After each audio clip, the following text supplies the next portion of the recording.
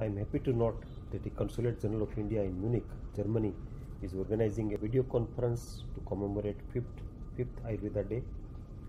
On behalf of Ministry of Ayush, Government of India, I extend my sincere appreciation to the Consulate for their efforts taken for the promotion and propagation of Ayurveda, Yoga and other Indian system of medicine.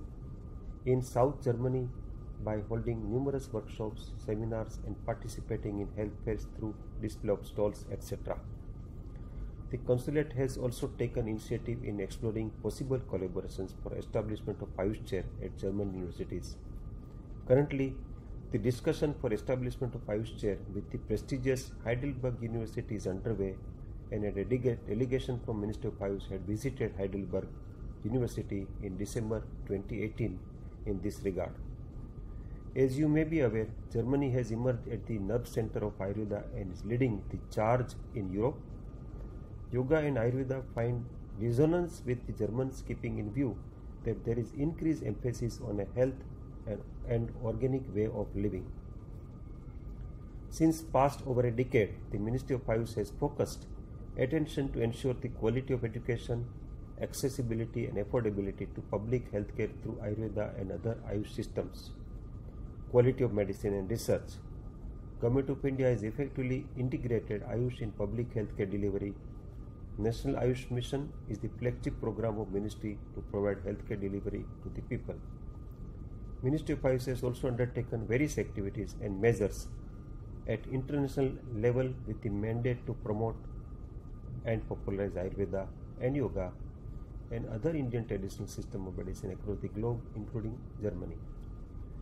Ministry of Ayush has international collaboration with many countries, universities and institutes around the world. That includes, of course, the countries like Germany, UK, USA and a lot of other countries in the field of Ayurveda and Yoga. The present pandemic of COVID has affected adversely to almost all the countries in the world, including Germany and India. India is fast emerging as an answer to the challenge of COVID with reference to our treasure of medicinal plants and herbs.